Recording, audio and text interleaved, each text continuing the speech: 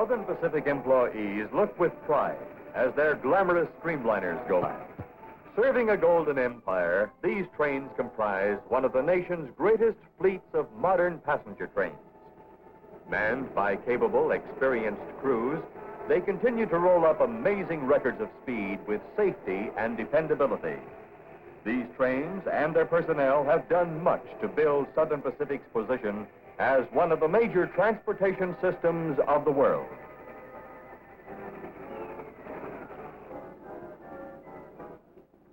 The heavy freights, the iron workhorses of the railroad, are the breadwinners, producing over 80% of Southern Pacific's revenue. They are doing a big job, serving the market centers of the growing West. This task daily requires hundreds of locomotives hauling thousands of cars. But railroad transportation is more than cars and engines. It's people. It's the brakeman, alert, watching his train for any sign of trouble.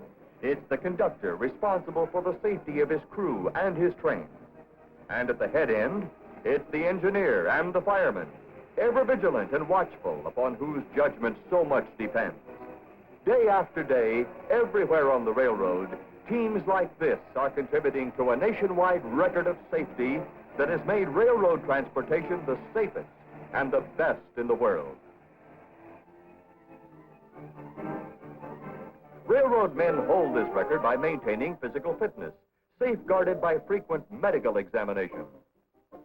By keeping well informed of operating rules by regular attendance at classes in the rules instruction car. By frequent attendance at safety meetings where discussions are held on safe operating practices. Many of these are informal meetings, often held on the job between breaks in the work. Others are held in safety instruction cars that tour the system. As a result of the thousands of safety suggestions received at these meetings, conditions and methods of operation are being constantly improved. The prominent display of safety posters is helping both old and new employees think safety on the job. Thinking safety begins early with the transportation man.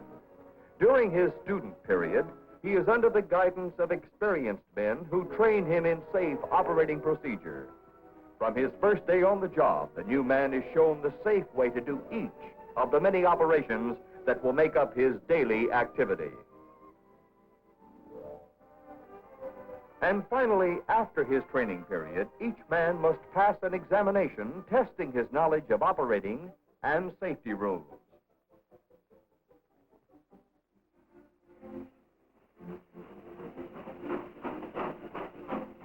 With heavier freight traffic and necessary expansion of terminal facilities, Southern Pacific is introducing new methods of yard communication. From his tower above the yard, it is now possible for the yardmaster to observe and direct the movement of many engines. By use of telephone, radio, and public address systems, he is in constant touch with engines and crews throughout the area. With radio dispatch switchers, industries are better served, unnecessary moves are eliminated, cars are turned off and delivered to customers hours sooner.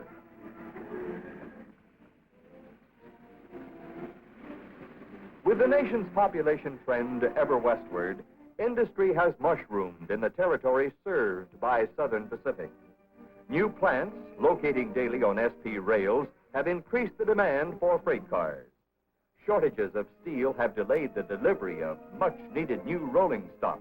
But in spite of this, resourceful and efficient employees have enabled Southern Pacific to keep pace with increasing transportation needs.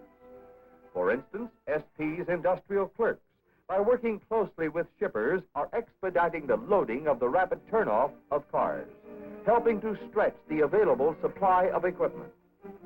Cars are sealed, and records are kept from the moment they are turned over to the railroad. Destination of each car is indicated by a coded tag which simplifies the making up of trains and the handling of cars in terminals.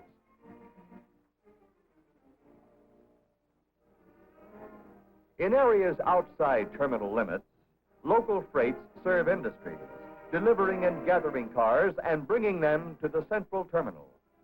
In the terminal, cars are classified and assembled into trains by yardmen whose skill and judgment spells safety for cars and contents as well as personnel.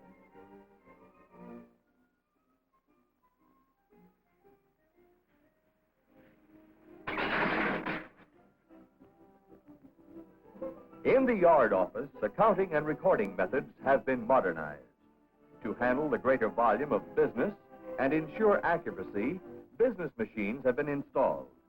Cards are punched with complete information on each shipment, ensuring accurate and instantly available records. Our railroad maintains its own communication system, connecting all points in an 8-state network. Each terminal has its crew clerks, who are kept busy calling the engineers, the firemen, the brakemen, and the conductors necessary to man the many trains that leave a terminal each day.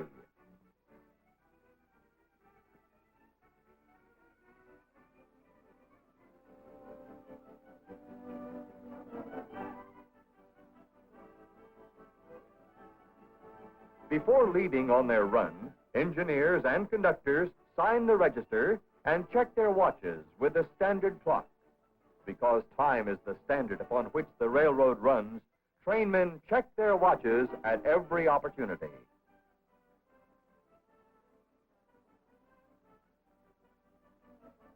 The engine crew climb into the cab, while the brakeman puts up the markers that will make this string of cars a train.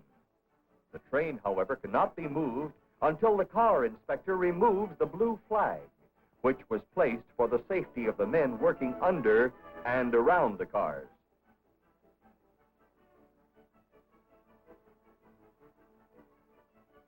The conductor, receiving the waybills and his orders, gives the engineer the go-ahead by radio, and soon the train begins to roll.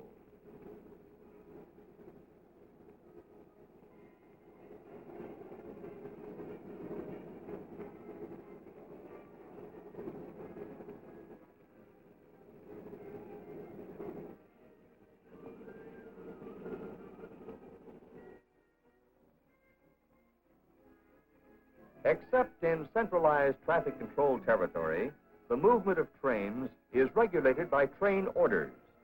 These orders are issued by the dispatcher to telegraphers at way stations along the line. They type copies of the orders and place them in train order boards, where they are picked up by the crews of passing trains.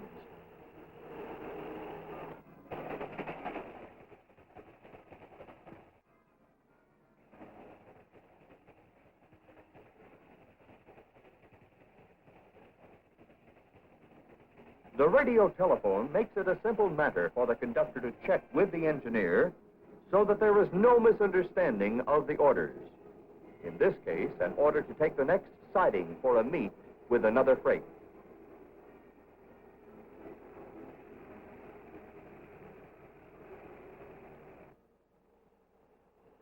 To avoid any possibility of error or the overlooking of a signal, engineer and fireman call the indication of every signal they pass.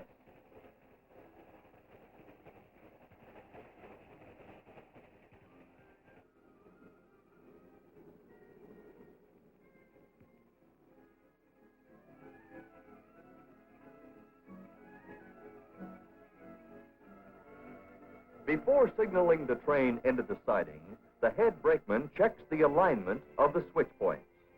Such habits are a good indication that safety has become second nature to transportation men.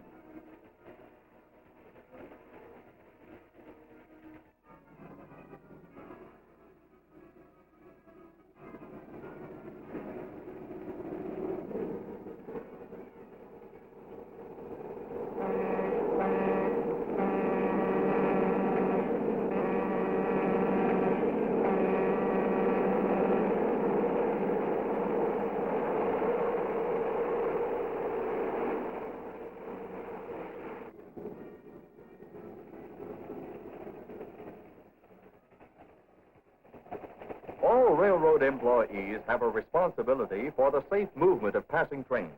They make routine rolling inspections and indicate by the highball that all is in order.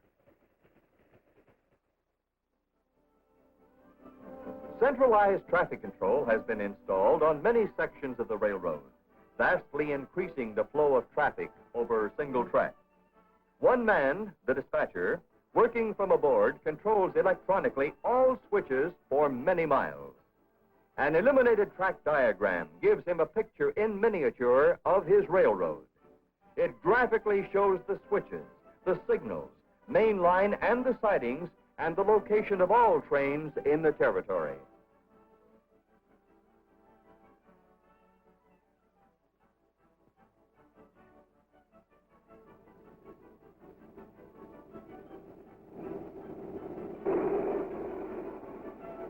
Here, a manifest freight is switched onto a siding for a meet with one of the streamlined daylights. By the use of long sidings, the dispatcher is able to make running meets, keeping trains moving freely in both directions.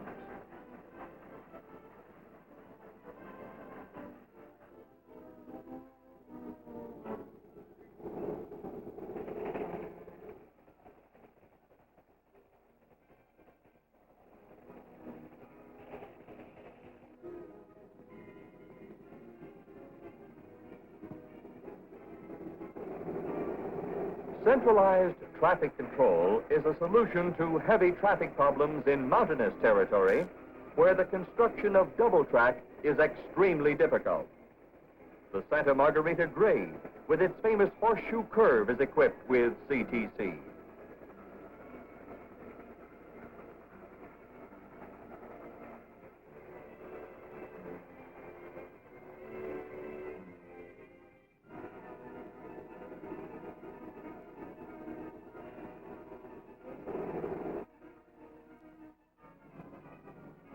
On arrival at an intermediate terminal point, crews leave the train.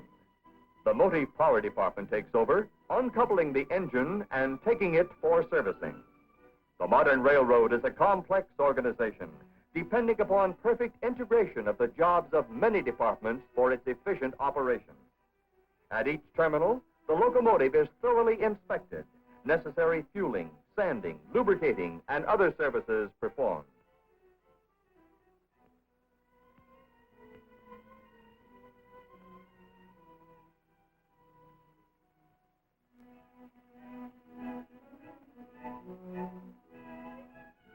The men of the transportation department rely upon the thorough inspection of trains by car inspectors to safeguard them from the hazards of faulty equipment. Most major terminals have their repair track, where mechanics of the car department are equipped to make repairs to rolling stock.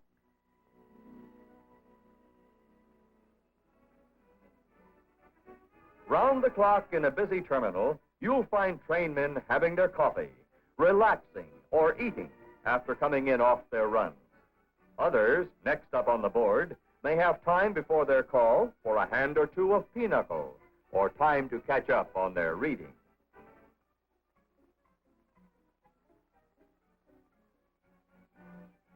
Servicing and inspection complete, a new crew takes over our train, and it is again on its way.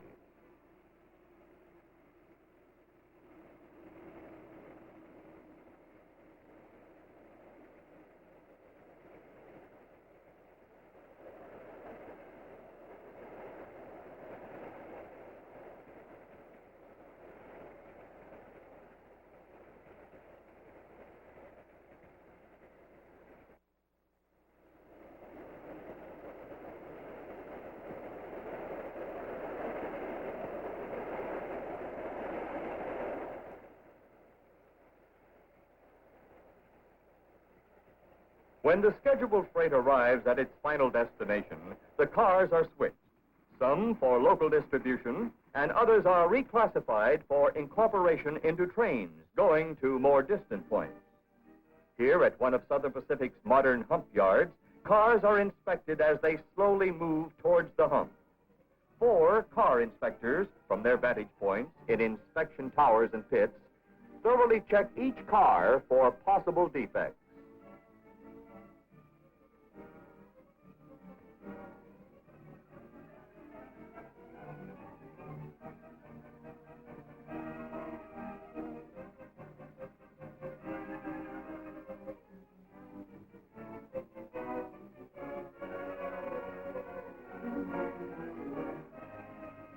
From his elevated position in his tower at the top of the hump, the hump master is in complete control of the whole operation.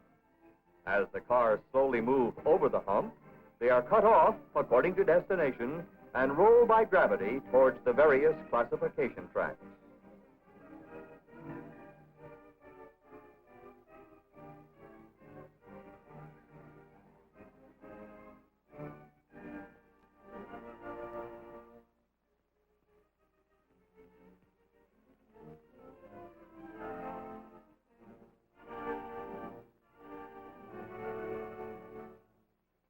The retarder operator controls both speed and the route through the yard of the free-rolling cars by the use of electro-pneumatic retarders and switches. The safe coupling of cars in each classification track depends on the skill and judgment of the retarder operator. From his list, he knows the weight of each car and controls its speed accordingly.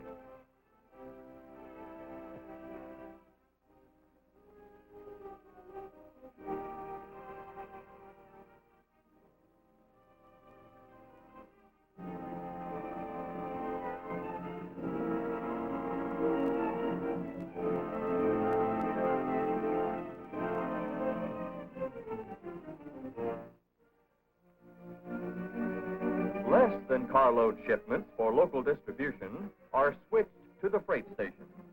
After the cars have been flagged for the protection of station employees, the seals are inspected and a record is taken before the cars are opened.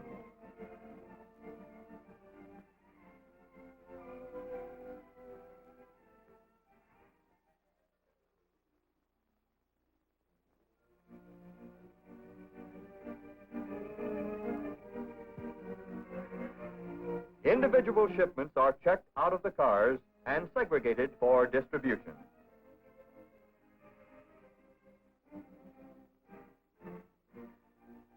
Local door-to-door delivery is made by railroad truck to Southern Pacific's thousands of less-than-carload customers.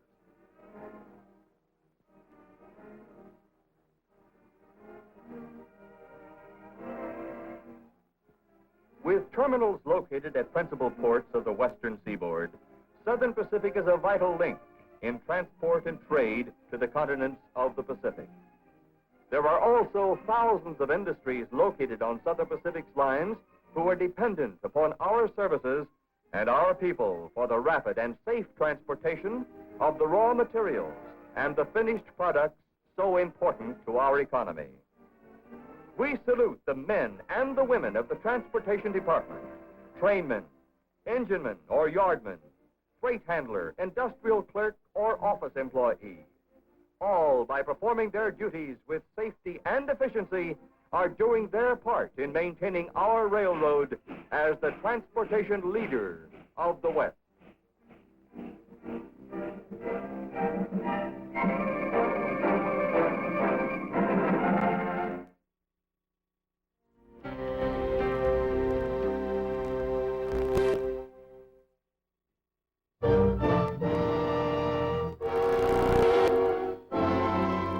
Shambles of twisted steel near Woodbridge, New Jersey, is the stark picture of one of the worst railroad tragedies in the nation's history. Plunging 26 feet from a temporary trestle, the engine and 8 cars of the Crack Broker Special crashed down an embankment. The train was carrying 1,000 passengers when it careened off the trestle, taking a toll of lives that may reach 100. 500 were injured. Rescuers toiled through a nightmare, removing bodies and rescuing the wounded, many of whom were cut free from their trap by acetylene torches. The resources of almost every community in northern New Jersey are pressed into service as the magnitude of the disaster unfolds. Of the 500 injured, 300 require hospitalization, and volunteers by the hundred flock to the scene. Hospitals in the area are taxed to capacity in caring for the injured.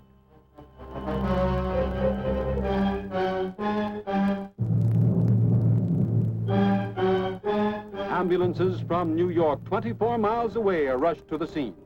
Virtually the full medical resources of the New York metropolitan area are mobilized. Plasma and whole blood are rushed to the more seriously hurt, a measure credited with saving the lives of passengers mangled in the grinding steel.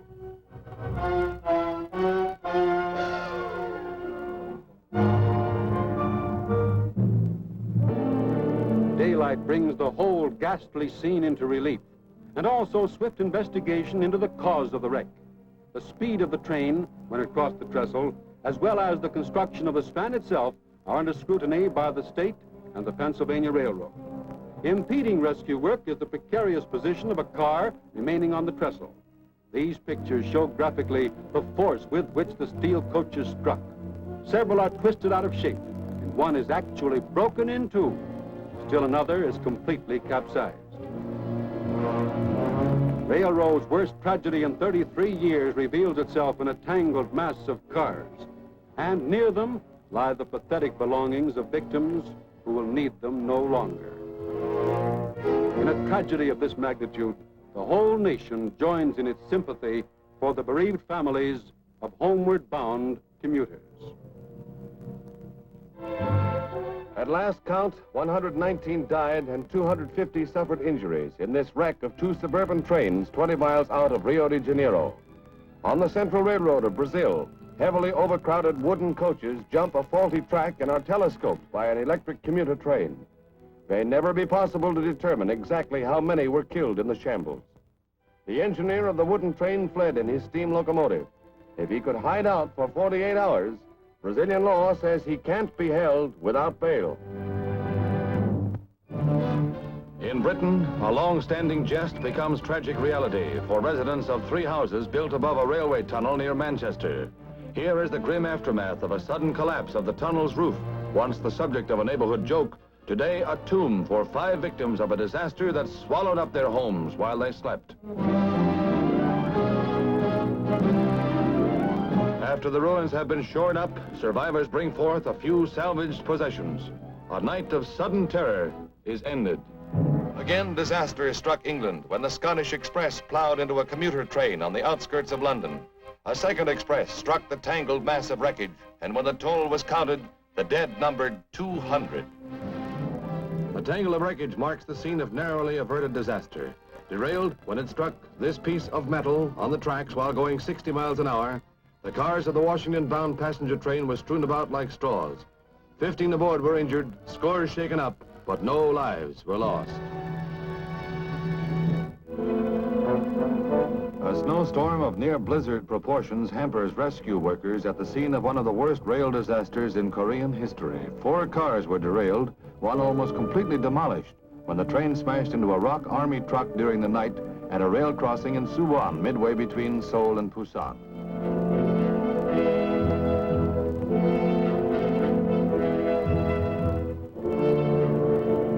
Over 100 were injured and an estimated 54 killed in the collision. The casualty lists sum up a grim toll, one of the heaviest in the nation's rail annals. This is all that's left of a British excursion train that jumped the tracks at a junction 45 miles outside London. Wound up a mass of smashed and splintered wreckage. There were 290 passengers on board, mostly Welsh coal miners on a holiday outing. The toll, 10 dead, 100 others injured. The rest continued on to London for their night on the town, leaving behind these gruesome scenes of death that passed them by.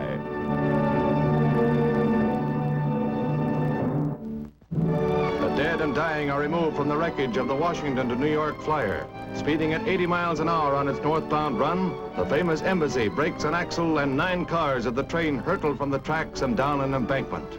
6 die in the wreckage and 90 are injured. It is hours before some of the dead and wounded can be cut from the debris with acetylene torches. 2 investigations are launched into the tragedy as death rides the rails.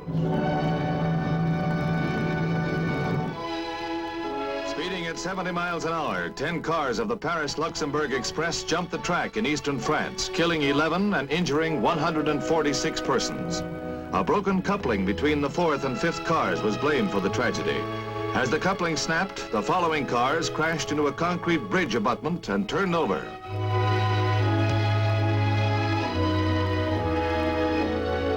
Most of the dead and injured were on the rear end of the train, and one of the less seriously hurt gives an account of the wreck to an official. A broken axle on one of the cars tears up the rails for hundreds of feet, leaving the roadbed a shambles for days. One of the most spectacular wrecks in France's railroad history.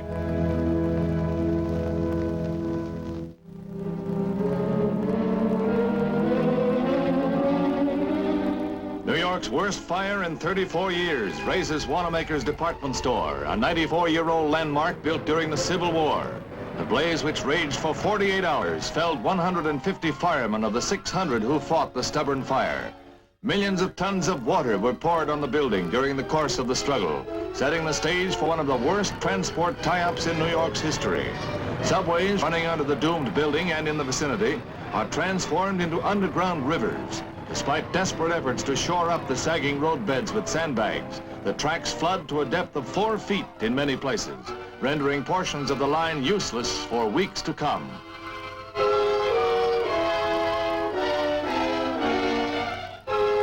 A staggering blow to the 2.5 million subway riders in the world's biggest city.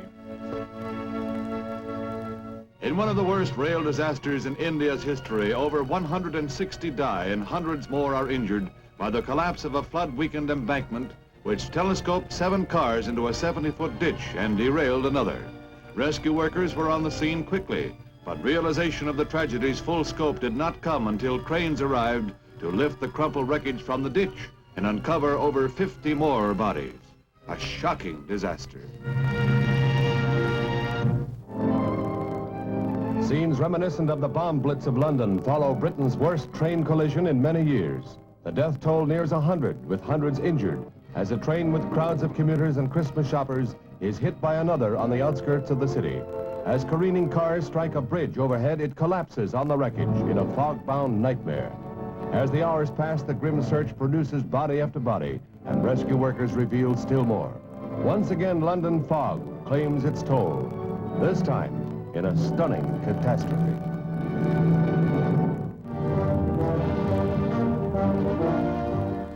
In the heart of Manhattan, a derailment on the New York Central tracks brought momentary terror to 168 aboard and snarled train service for some 75,000 commuters. No one was injured. The car stayed upright, narrowly missing a fall from the 35-foot-high viaduct. Passengers on the outbound local waited nearly an hour and a half aboard the wreck, which was reportedly caused when a driving motor fell to the track, catching a switch point.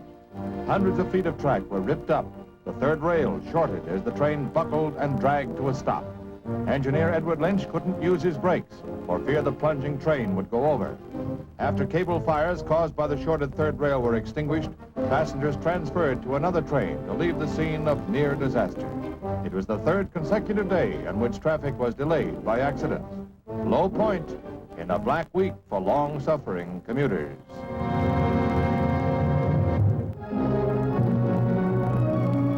Twisted Wreckage tells a story of derailment and disaster, one of the continent's worst railroad accidents in recent years. At 1 in the morning, the Crack Express from Nice to Paris was speeding through a provincial station. Without warning, it went off the rails. The locomotive rolled over. Its boiler exploded, adding to the toll. At last reports, 24 had died.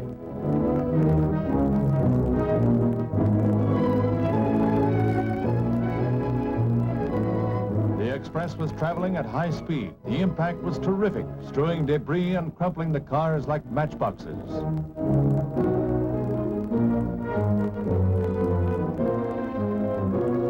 Cause of the accident is not yet known, but an intensive investigation proceeds as traffic resumes on the busy line. Disaster strikes the British railway system for the second time in 2 months. A foggy night, a commuter train just pulling from the station rams another train on the same track. 10 die in the impact, 87 are injured, dozens trapped inside the twisted wreckage. Grim scenes are acted out in the fog-shrouded night.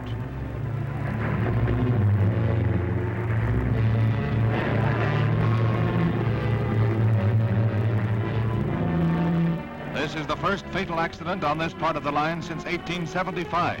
But twice in 2 months, Britain's supposedly infallible automatic train control system has failed on foggy nights, each time with a terrible toll in lives.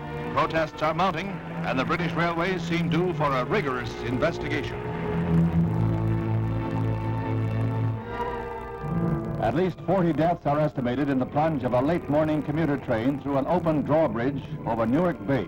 Despite signals and automatic locking devices, 2 engine cars, 1 empty coach, and 1 passenger-filled car went to the bottom. A third dangled precariously for 2.5 hours while skin divers searched the inky depths and surface rescuers worked with desperate speed to take off the survivors. 100 passengers were aboard. Most of the dead were trapped in the forward coach, 35 feet down.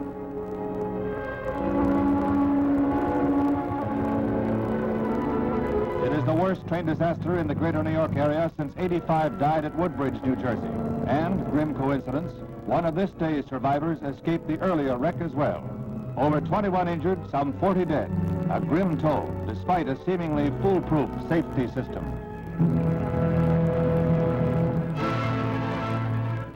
100 persons died and scores were seriously injured when two trains met head-on in a heavy Netherlands fog. With visibility poor, an express roared through a red signal at 70 miles an hour and plowed into a slower commuter train. Both trains careened from the track and jackknifed into a tangled mass of twisted steel. It was the worst train disaster in Dutch history and brings Western Europe rail fatalities within the past year to more than 300. Tragedy struck again near Yokohama when two fast passenger trains hit a derailed freight. More than 160 persons died in the wrecks. The rail catastrophe is blamed on a weakened wheel that threw the freight train from the tracks. Japan's trains operate on split-second schedules, and the northbound and southbound trains plowed into the freight before either engineer could be warned. With national elections scheduled this month, foes of Premier Ikeda have been quick to make political capital of both horrible events. They blame the government for lax safety standards and promise to make the calamities an important issue in the election. The rail disaster was the second major train accident in 19 months. Death spreads its shadow across Japan, and a nation mourns.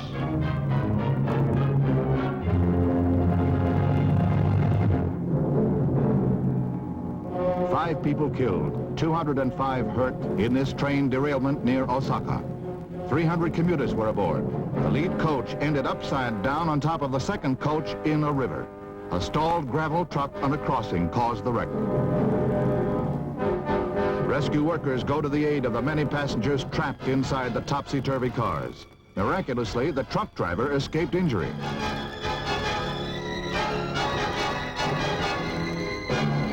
Sudden tragedy which could have been a major catastrophe had not the river been only 3 inches deep. 15 people die and more than 40 are injured in the derailment of a mail train in the West Bengal state of India. The engine and the first 12 coaches left the tracks after an early morning explosion. Victims' bodies were removed from the wreckage and the seriously hurt were treated at nearby hospitals. Sabotage by pro-Pekin communists is suspected when the incident occurs within a week of Sino-Indian clashes on the Sikkim-Tibet border not far away. Further cause for Indian-Chinese tension. Britain's worst rail disaster in 10 years. 51 persons are killed, 111 injured, when a 12-coach passenger train is derailed just 10 minutes from its ultimate destination, London. Local residents, police, firemen, doctors and nurses helped to remove the injured and the dead. The job took 5 hours. Cause of the derailment is under inquiry. A broken or settled section of track was believed to have triggered the tragedy.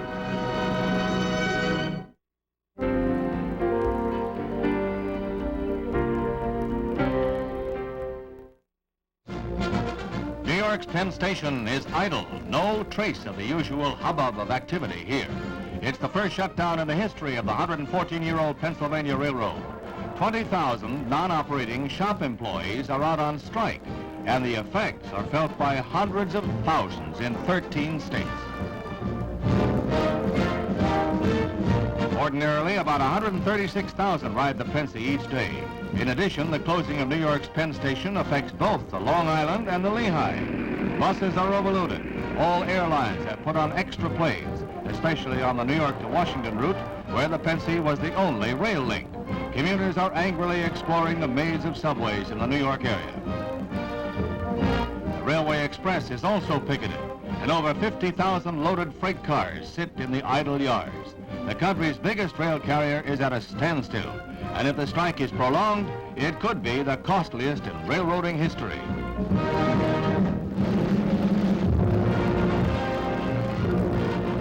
The White House is the scene of frenzied activity as government leaders meet with representatives of management and labor to avert a nationwide railroad strike. Just 8 hours before the deadline, an agreement is made that postpones the walkout until a panel can report on the situation and Congress can study legislation. The railroads seek to abolish jobs they say are obsolete. The unions say they are not. Mr. Kennedy makes the announcement.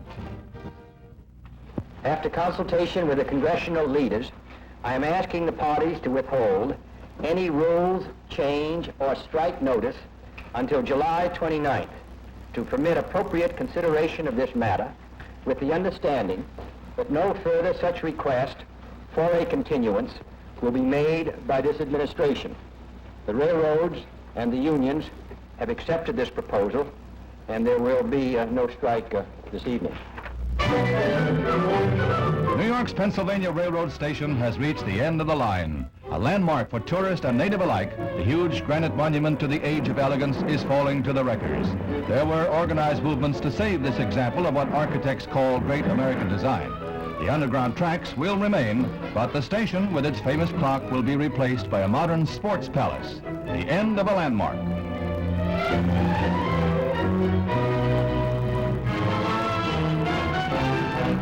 A surprise strike against the Illinois Central Railroad brought to a climax the management-labor controversy that has been simmering for almost 5 years.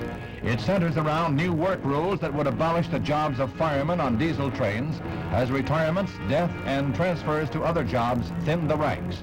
The new rules would also reduce the number of trainmen required on certain crews.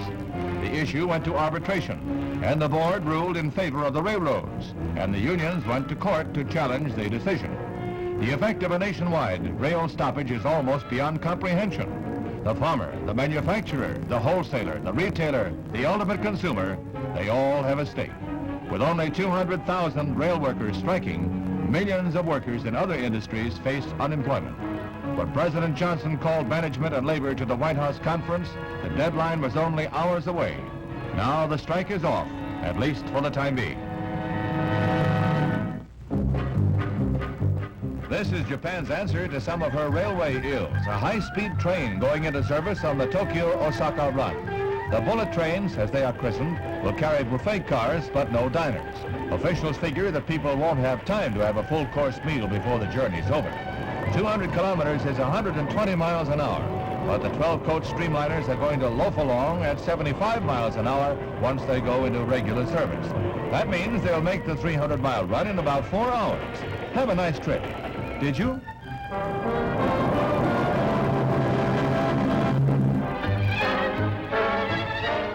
The fastest train in the world marks the dawn of a new day for the French commuter. It's an experimental aero train which set a world speed record for trains hitting 233 miles an hour.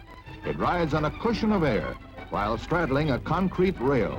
When put into operation in the mid-70s, it's expected to whisk passengers home at a speed of over 250 miles an hour. And that's only the local. In Atlanta, small voices are piping, "All aboard for the Snowball Express." They're on the right track, and Christmas is just around the bend. It's even closer than that when you're a passenger on this unique monorail train in a local department store. 24 delighted small shoppers gaze lovingly down on counters stacked with choice items sure to wind up on letters headed, "Dear Santa Claus." Happy as larks, the tots get a bird's eye view of a world of toys and joys. Strike up the band. Christmas is coming for babes in Toyland who have seen it all the modern way. They viewed by air. Now you can be sure they'll all air their views.